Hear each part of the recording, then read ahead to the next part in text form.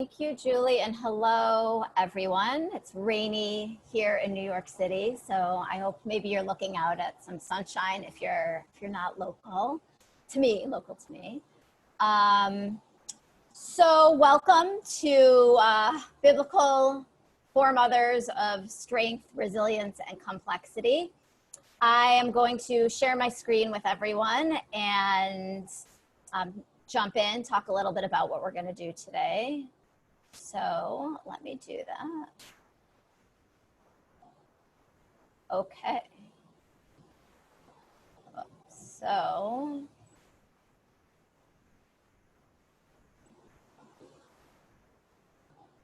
okay. All right.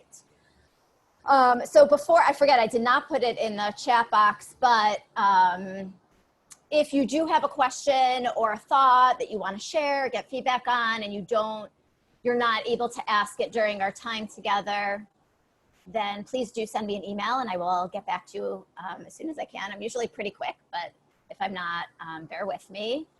And I want to talk a little bit, I guess I'll just say to begin with, it's hard to know exactly how to introduce this. I think for some people, some people have studied biblical women quite a bit and find in the women that they've studied and in the characters and certainly in the men characters also lots of inspiration. So what I want us to look at today is it's rare in the coming weeks, it's rare in Tanakh, in the Hebrew Bible, to have as women in general as their characters. Most of the Hebrew Bible, the characters are men. I purposely titled the session Foremothers of Strength, Resilience, and Complexity because I want us to think of some of these women, at least for me, I want these women to be my foremothers. And we'll see today I hope you'll be just as inspired and really, to use a colloquial phrase, blown away as I am when we read a particular commentary on Devorah that maybe you read in advance. It was in the material that Julie sent out or that was sent to you. So I hope you'll be, by all of our studies in each of the next 3 weeks, really inspired and can take to heart in some ways what we're about to study. So I want to also share that originally I was planning to explore Sarah and her laughter, one of our first foremother in the book of Genesis.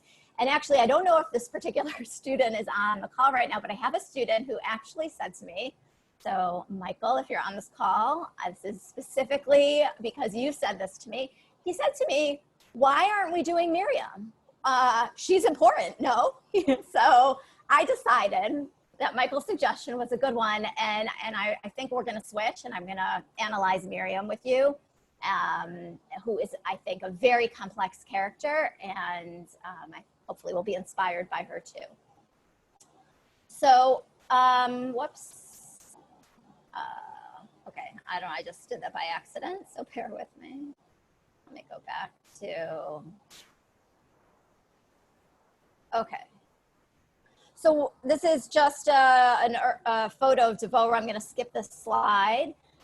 And I want to introduce the character of Debra, or Devorah, the prophetess, the judge. I want you to be able to place where she is in the Hebrew Bible. So this is a screen I might have shared with you in if you were on one of my Ruth sessions. I put the book of Judges in blue. The book of Judges is the second book in the former prophets, the first section of the second section of the Hebrew Bible. So it's the second section of the whole Hebrew Bible is Nevi'im, or prophets, and Judges is the second book. And the setting that's important to know is that the time of the Judges is supposed to be a chaotic time. It's supposed to be a time when there isn't yet a king. The people of Israel haven't yet asked for a king, as they do in the book of Samuel. And they go through cycles of of sin and violence. So what happens is they live in peace in some way, and then an enemy strikes them in some way, and they cry out to God or to a leader, and the leader, with God's help, is able to get them out of their bad situation, and they're able to be victorious from an enemy. So, and that happens. There are maybe, I don't know, I think there are maybe like 16 judges. I actually don't recall the specific number, but there are a few major ones. And Devorah is, I think, the third or the fourth judge, and she's in we're going to look at chapter 4, but her song of gratitude to God after she and her team, let's say, are victorious is in chapter 5. So again, and also I'll just take one other small step back. So, you know, the first 5 books of the Torah are just, you know, a lot of it is a journey, and the Torah ends in both the book of Numbers and the book of Deuteronomy on the banks of the Jordan before the Israelites are ready to cross over and be led by Joshua on military conquest of the land of Canaan. That's a story. And the period of Judges, just to piggyback on that, is after the time of the conquering, though there are some sort of strange inconsistencies, but it's after the period of the military conquest, and then we get this cycle of sin, violence, being saved, sin, violence, being saved. So if you have any, we're not going to spend more time on just the context, but if you have any questions about that, feel free to reach out. And actually, you know what, I will let me stop my share now and just at this juncture ask if anyone has any questions about really the context of Devorah and the judges in the whole Hebrew Bible, and I'll see if I can answer those questions for you before we jump into chapter 4.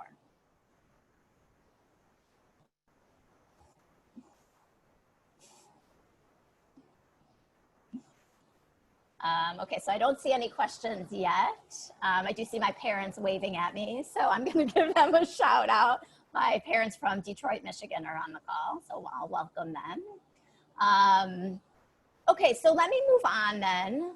Let me share my screen again. Okay. Whoops, sorry, that's my, whoops. Technology.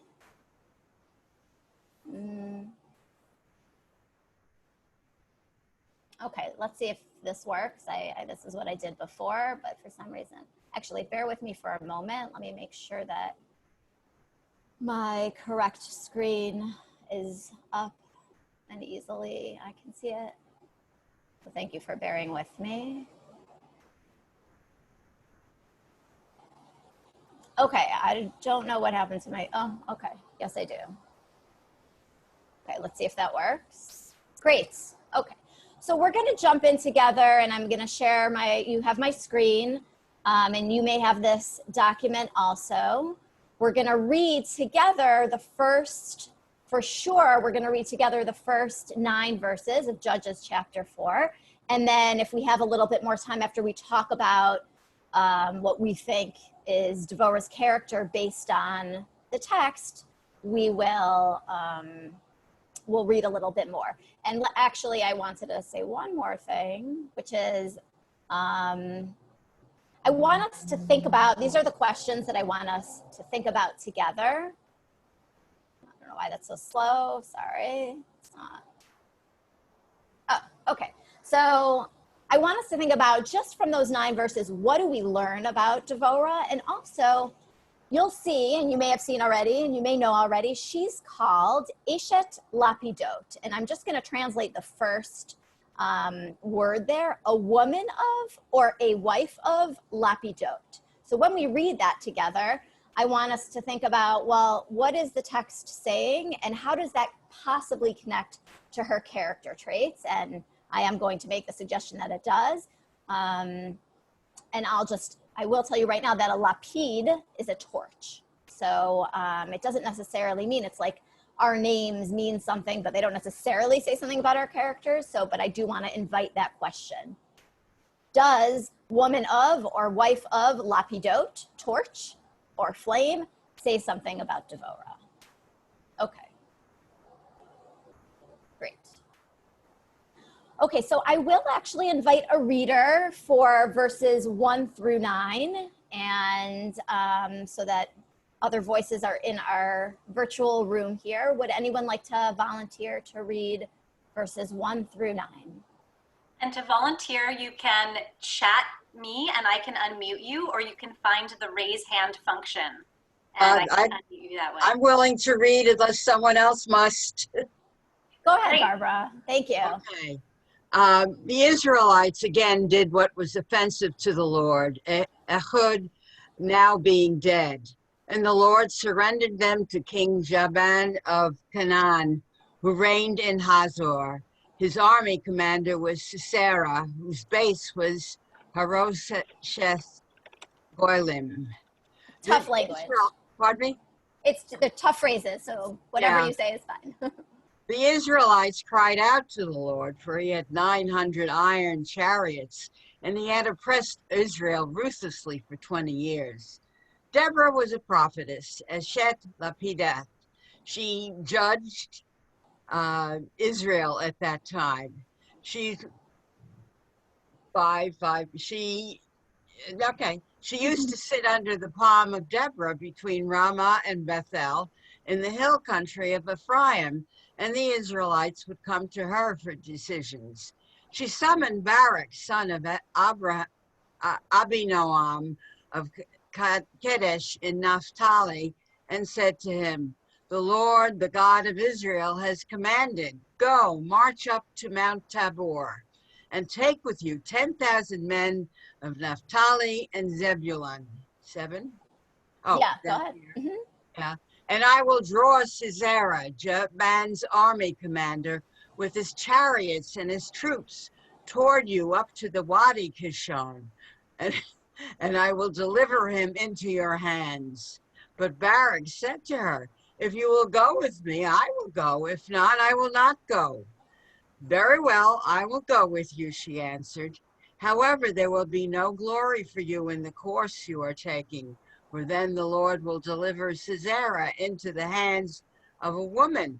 Okay. So Deborah, go ahead. Sorry, Barbara, go ahead. It's the last words. So Deborah went with Barak to Kadesh. Okay. So without going into detail about the place names now, it is very complex, and I shared with you,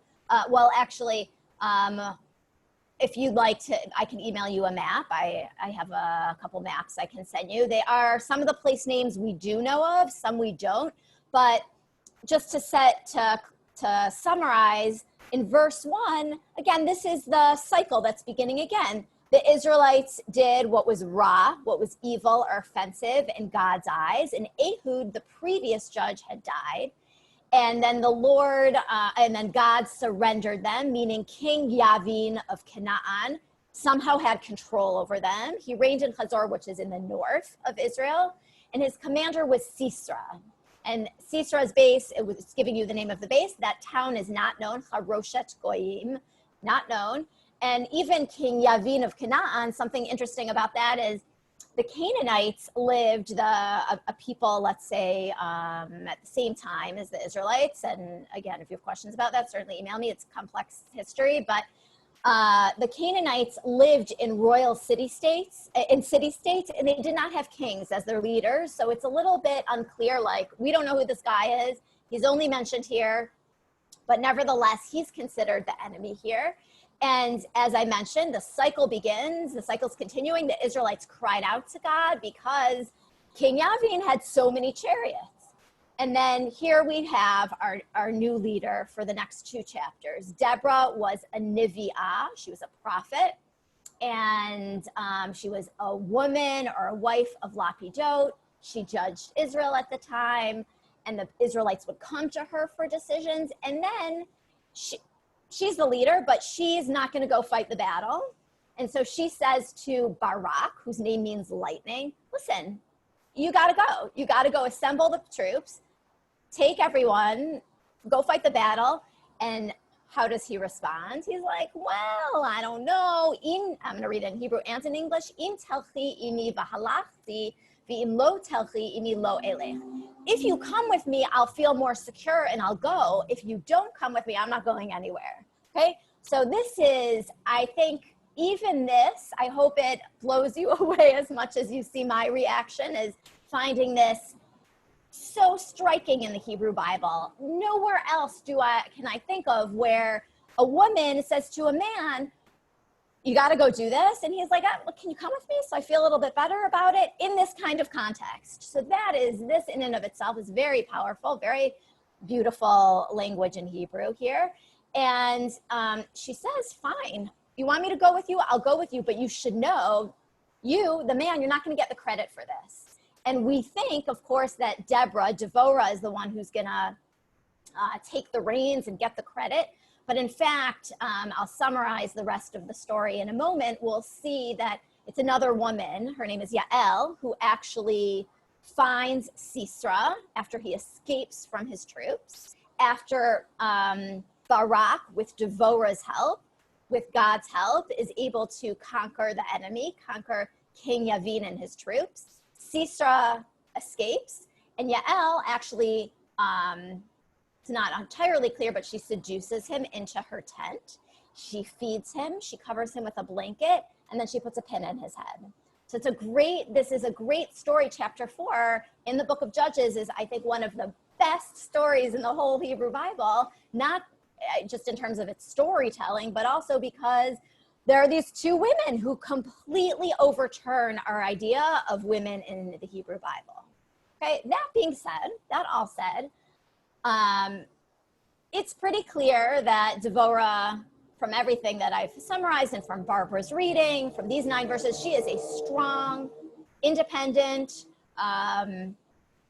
woman who knows she's a leader. The people come to her for decisions and she knows what to do next. She takes action. What about this piece? And I definitely want to take 2 or 3 reactions to this specific question. So if you have another question, I'll ask you to hold off for the moment. What are your thoughts on, given what we can tell about Devorah from these 9 verses, what does the phrase Eshet Lapidot, wife or woman of Lapidot, add? What do you think it means, knowing that the word Isha, Eshet, woman of or wife of, is the meaning of Eshet, and Lapidot means flame or torch. So actually, I'm going to write that right here just so everybody can see it.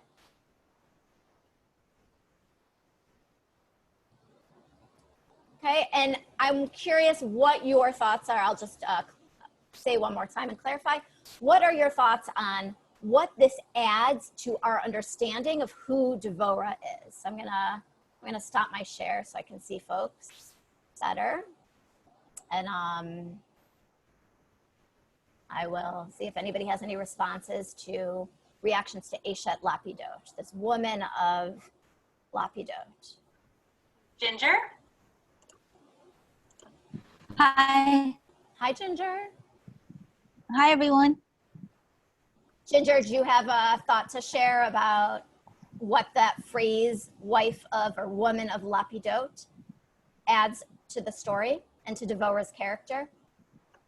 Devorah's character, she's very courageous. She's a brave woman for her time. Yes. Even for these times now. Yes. She would be a role model. She would be an inspiration. And she would be a confidant.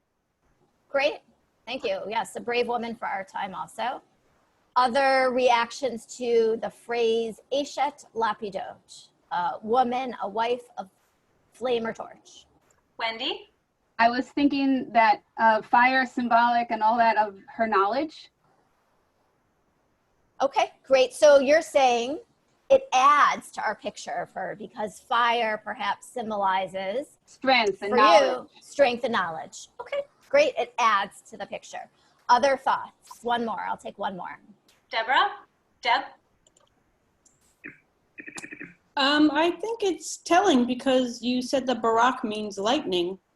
Ah, nice. Yeah. And the lightning is kind of bowing to Deborah. Beautiful. Kind of Beautiful. controls the lightning. Yes. So Barak does not live up to his name, but Devorah seems to perhaps live up to her name. She's fiery, she's strong.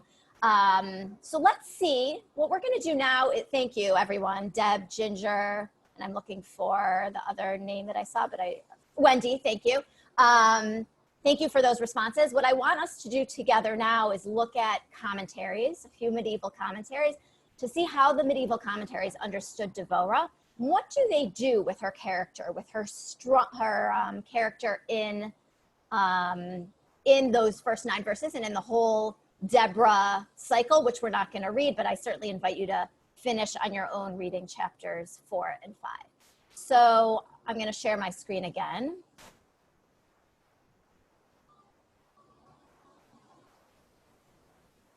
Okay, so I'm going to skip that for now. Oh, and I'm going to skip this too. Okay, so I'd like to invite a reader for 1 or 2 commentaries. Would someone like to, someone who hasn't yet spoken or read, would someone like to add his or her voice to our time together today? Cheryl? Okay, thank you. Thanks. Can you hear me Thank you, okay? Cheryl. Thank you, yes. Okay. Deborah was a prophetess, as is written explicitly, and Deborah a prophetess, the wife of Lapidot.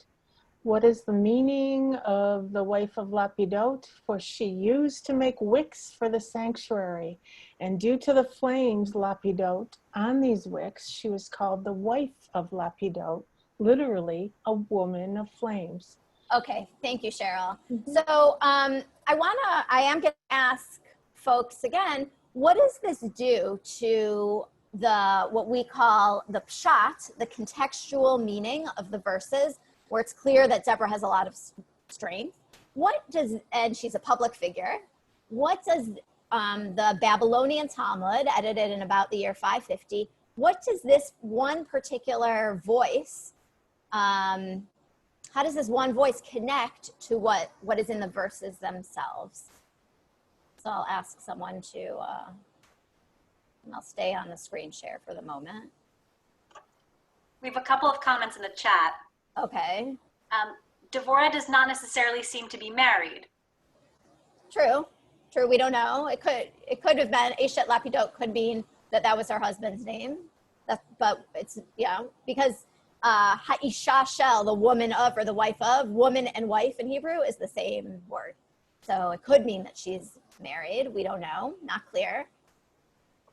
And Maureen's asking, what connection does this description have with the idea of Shabbat candles?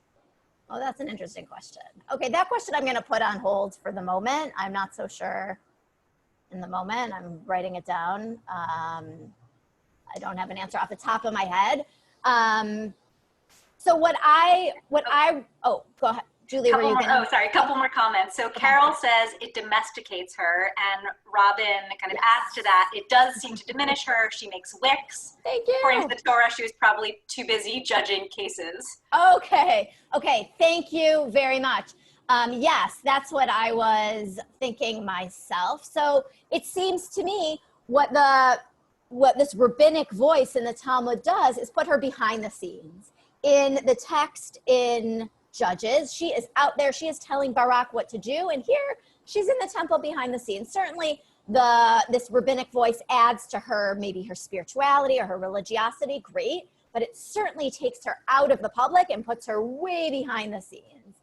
So let's also note also that I quoted Rashi here, the very well-known classical Torah and Talmud commentator. I think actually the year of his death was 1040 or 1005. I'm not so good at remembering specific dates. I forgot to look it up. So an early 11th century commentator, the famous commentator Rashi, quotes, as he often does, the Babylonian Talmud. So he quotes, again, she's behind the scenes, domesticated. I love that someone said that. Okay, so I'm going to read this next commentary. This is a Barbanel, a much later commentary. You can see I put his dates there. Interestingly, I want to share this. I've been teaching a little Jewish history recently. The reason a Barbanel is listed here as being born in Portugal and ending in Italy is because he left, you could tell, he left during the Spanish, during the time that the Jews had to leave Spain when they were kicked out. So the word for that is escaping me, but he left and with his family. And so he starts off in classical Spartic land in the Iberian Peninsula. He's Spartic. And then he ends up in Italy. And a lot of Jews did leave Spain. They went to Amsterdam, they went to Italy. They went to Asia Minor, to the Turkish Empire, which was not called that at that time. But in any event, it's interesting to note what he lived through, which doesn't seem to speak to this particular commentary specifically. Nevertheless, I wanted to share that with you. So I'm going to read this, and again, I want us to ask, how does this commentary, and he's going to quote a guy named Ralbag, also another commentator, how do the commentaries that we're about to read add to our understanding of Devorah? And is it pshat or is it drash, which actually I want to come back to for a moment. I'll stop the share for a moment and say to you, as I mentioned in the verses, the pshat of the verses, the contextual meaning of the verses, is that it's clear Devorah is a strong woman. Anything beyond that, no matter if we read something into the verse and we're pretty confident that we're reading it in because we want to find meaning in who she is, which I will say, this is pretty much my take on her, is to some degree a drash reading. It's a reading in kind of reading because I really want to see her as a role model. But we'll see what, and it does, but I'll say there's a drash on the other side also. In other words, the Babylonian Talmud and Rashi also are reading into the text that she's a woman behind the scenes when it's clear that that's not at all the contextual meaning of the text. So I want us to have those frames. Is it contextual or is it reading in? Is it reading out from the text or is it reading into the text? I want us to be thinking about that. So let's think about that with the following commentary, which I will read. So, and I may stop and ask you what you think before I finish the whole thing. I'll see. So Devorah was a prophetess. Abarbanel is quoting from the verses. I see in this, or I saw in this, I saw in this great political values, in particular when the verse says Eshet Lapidot. So he's about to tell you he sees like something about leadership, that a lesson that we should learn about leadership. Chazal, that's our rabbis, any rabbis that come before us, we call them Chochmenu Zichronam Livracha, rabbis of blessed memory. So that's an acronym for Chazal, for those three words. Chazal say, oh, she made wicks in the Mikdash, in the temple. And the commentaries suggest that she was the wife of Barak, suggesting that Barak and Lapidot are the same person. So I'll just throw out there now, that pretty much undermines her also. Instead of being an independent entity, I see Deb nodding, so I always, nice to see our connection there. She's not a separate entity. She's married to this guy. She might be, his muse behind his actions, but it diminishes her role again. A drash, not in the text, that Barak and Lapidot are the same person. Ralbag from France says Lapidot is like lapidim, which is a masculine singular and masculine plural. Lapid is a torch and lapidim are torches or flames again. Her level of prophecy would increase until there were flames surrounding her. So meaning whether or not that's metaphorical or not, it doesn't really matter for our purposes. She was so on fire. She was such a spiritual person. She was so capable that the fire symbolized, as Wendy, I think, said before, the fire was perhaps not only a symbol of her knowledge, but of her spirituality, of her ability to receive prophecy and know what to do. Know what to do. And now Abarbanel is going to tell us what he thinks. I think that they, the flames, describe Devorah. That is to say, Devorah was an Eshet Niviah and an Eshet Lapidot. These are descriptors. In other words, she was a prophetess and a woman of Lapidot. So when scripture says a woman prophetess, it is teaching us, and get ready for way expanded ideas about Devorah. Devorah had shlemut, wholeness, of her seichel, intelligence. I kept some of the Hebrew words in here that you might be familiar with. Whoops. So she was highly intelligent. and she was well prepared. He doesn't quite define that. So the ruach, the spirit, whoops, my spell checking, of prophecy would come to her. So she was a woman. These flames signify that she was a woman of great intelligence. She was prepared for her job. She was prepared for her role. And so, and she had a great spirituality. So when scripture says a woman of Lapidot, it was trying to say that she was an Eshet Chayil, a term you may be familiar with from the book of Proverbs, with deeds of life, probably he means goodness, and a great eagerness, and there he probably means for mitzvot. That's the word in Hebrew, is often used for mitzvot, but nevertheless, she was action-oriented. She wanted to do the right thing, so that she was like a flame or a torch of fire. So just to recap briefly before we go on, intelligence, wholeness, spirituality, strength, inclined toward action, and he continues, and because of these descriptions, she was, a lot of repetition here, a prophetess of intelligence and a woman of Lapidot in deed and in action. She also had a great heart. And so she judged Israel in that day. And in other words, he's saying she judged Israel. She made decisions. She helped people, and she did the right thing from her heart. Okay, I'm just going to skip to the bottom here. And so we learn from the quality that, how did I translate that? V'lamanu mizeh to'elet harishon. So what we learn, actually, I'm not totally clear what he's saying here. What we learn from this, yes, I do. What we learn from this quality, I skipped. I'm sorry. I'll go back. I got excited and ahead of myself. She had a great heart. Fine. He's adding that. And she was able, with her great heart, to rebuke the Israelites. She was able to sense when they needed to do tshuva, repentance, when they needed to turn things around for themselves. And so we learn, I'm going to skip this part here. And so we learn that this quality, this ability to tell people when they're doing something wrong must be a priority. It has to come first. So that a judge and a leader of a nation needs to be of sound mind. I think he's going back to the intelligence piece here again, and a strong heart, and an eagerness in order, an eagerness to do the right thing, to be action-oriented, to reprove and to teach the nation as a leader sees fit. So there's a lot of repetition in here, a lot of kind of big, like sort of a dialectic, like lots of back and forth, lots of different parts to what he's saying about her. So I'm going to pause here and check in with a few of you.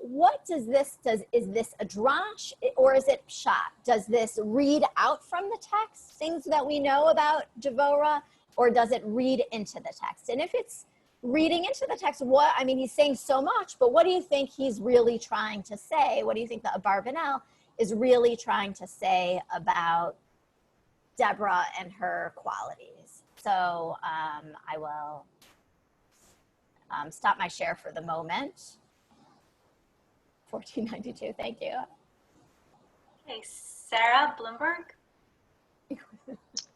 Hi, she's a feminist, and maybe he is admiring that, and possibly as well. And also this idea, women were so, not leaders, or not as thought of as good, chas v'shalom were like, these like big people, right? And that, men haven't seen this in this time period. So it's like, they're afraid, they don't know what to do. I don't know what's going on. Yeah. He does sound like he really admires her. I really like that. Yeah. Other thoughts on what is the Abarbanel saying here and all his many descriptors of who Devorah was?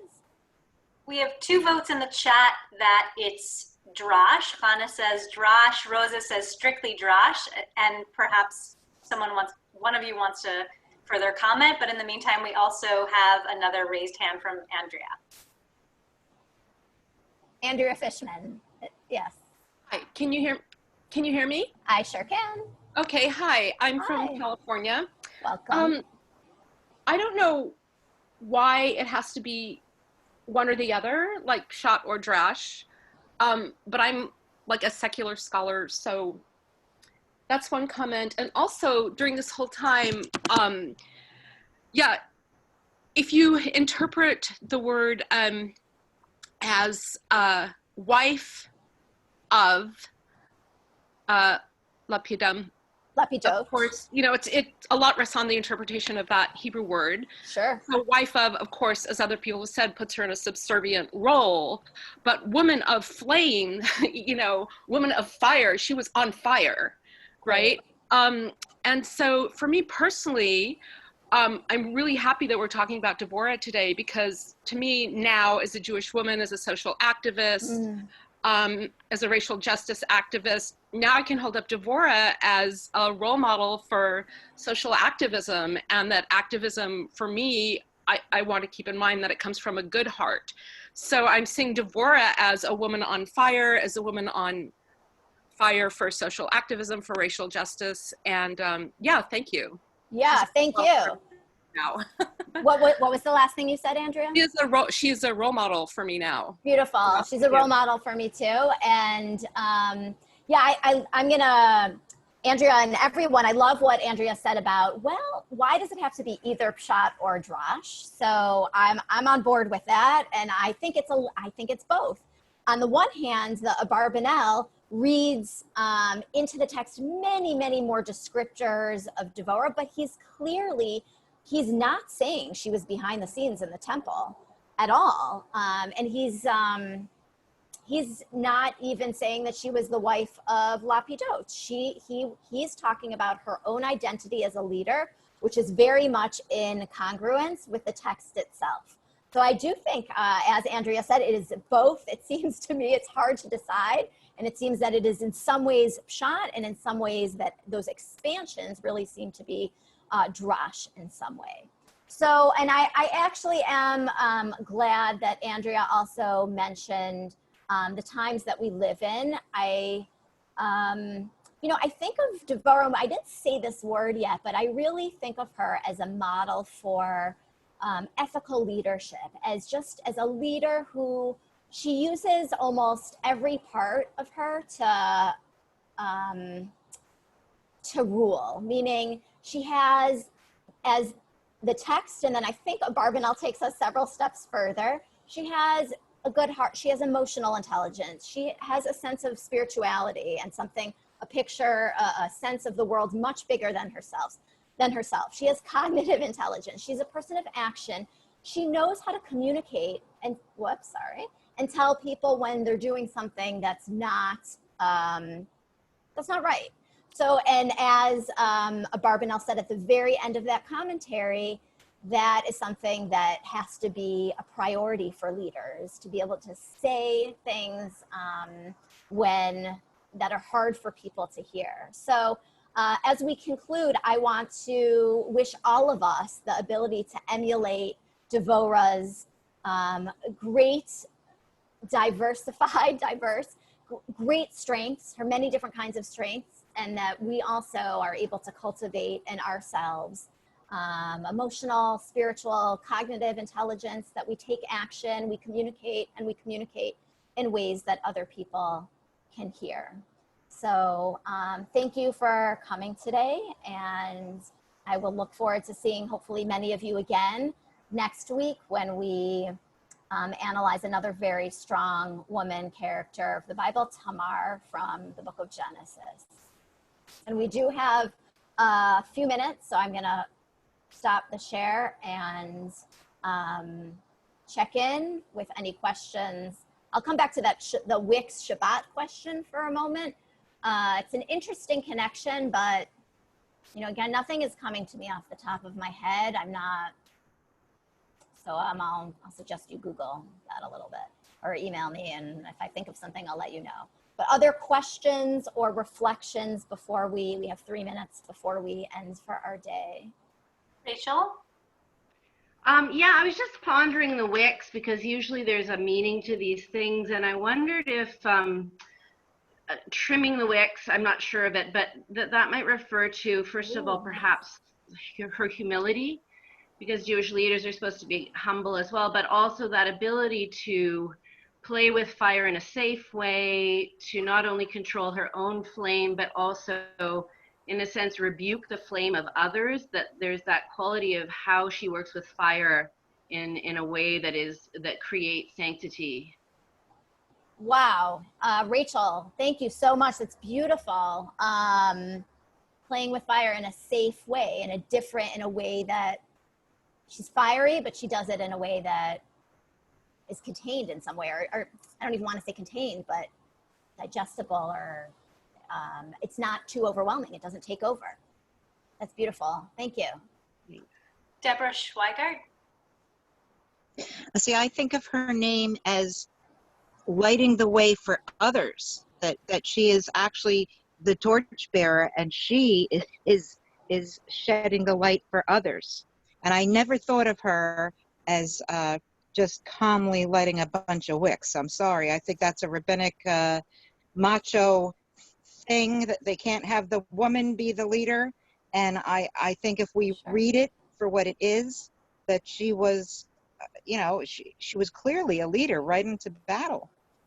Yes, I hear that. I think that I'm a believer in both. I really am a believer, and I might have shared this last time, in both in pshat, contextual. I translate as contextual rather than simple. Contextual meaning, and also drashing as sort of yeshiva language, is, combining the Hebrew verb and the ing at the end. Because I do find pshat, when we read any literature, we should see what's there and think about what the author intended and think about what's going on in the story and the context.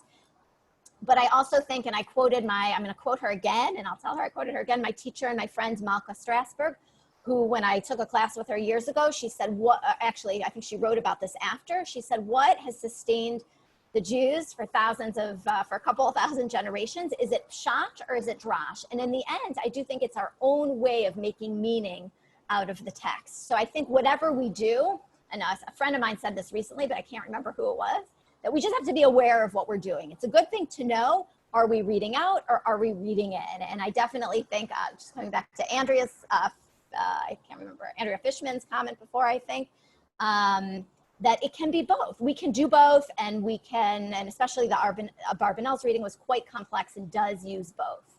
So really, I wish you a week of both seeing things for as they are, reading out, and also finding your own meaning in everything you read and in everything that you do and in things that you hear and learn. So thank you, and I hope to see you all next week.